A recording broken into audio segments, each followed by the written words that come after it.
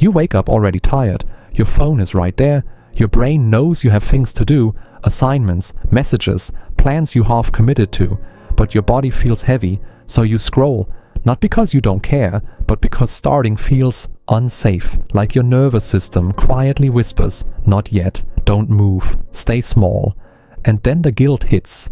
Why can everyone else do life and I can't? You start calling yourself lazy, unmotivated, broken. But what if you're not lazy at all? What if your body is doing exactly what it was trained to do? You're not broken, you're responding to the world you grew up in, a world that never really lets your nervous system rest. Always online, always comparing, always performing, always being watched, always being measured. Your reactions aren't a personal failure. They're human responses to constant pressure, uncertainty, and overstimulation. Your body learned how to survive this environment, and survival doesn't look like productivity. Sometimes survival looks like shutting down. Your brain has two main modes that matter here: the thinking brain and the survival brain.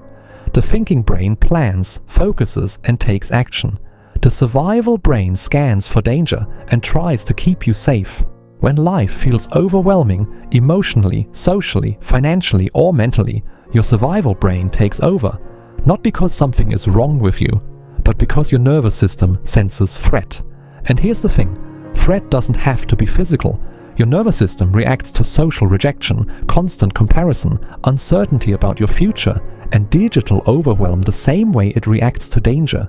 When your survival brain is active, motivation drops, focus collapses, energy disappears. Your brain isn't being lazy, it's conserving resources. It's choosing freeze over burnout. Even dopamine, the motivation chemical, gets dysregulated. Endless stimulation trains your brain to seek relief instead of effort. So, starting real tasks feels heavy, not because you're weak, but because your brain learned to associate effort with threat and exhaustion. You didn't grow up in a calm world. You grew up inside the attention economy. Your phone trained your nervous system to stay alert. Your feed trained you to compare your behind the scenes to everyone else's highlight reel. Your culture taught you to hustle, even when you're exhausted. Your future feels uncertain: housing, money, relationships, identity. So your body learned, stay online, stay distracted, stay numb, don't fully rest, don't fully engage. That's not laziness. That's a nervous system trying to cope with too much input and not enough safety. Here's what most people won't tell you. Your shutdown isn't a flaw, it's an adaptation. Your sensitivity means your nervous system is highly tuned. You notice overload faster, you feel emotional shifts quicker, you sense when something is too much. That's actually a strength. It means your body is trying to protect your energy in a world that constantly drains it. You're not weak for needing rest. You're perceptive enough to feel when something isn't sustainable. But here's the honest part. Staying in survival mode too long shrinks your life. Not because you're lazy, but because your nervous system never gets proof that it's safe to move forward.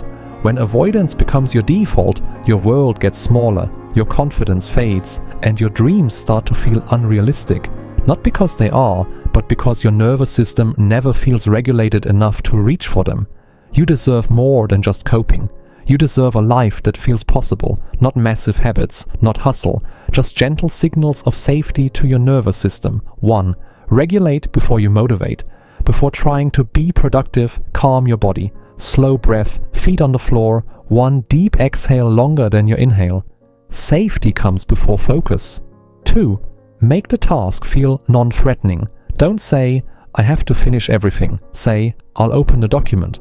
Small beginnings tell your nervous system, this isn't danger. 3. Create one phone-free pocket daily, not detox. Just one 10-minute window where your brain isn't being stimulated.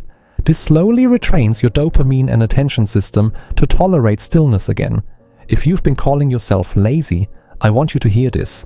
Your nervous system learned to survive a loud, demanding world. That doesn't make you weak, it makes you human. You don't need to become a different person. You need to feel safer in your own body, and that's something you can slowly build. If this resonated, comment one word that describes how your body feels most days. And if you want more deep psychology that actually understands Gen Z, you can subscribe here.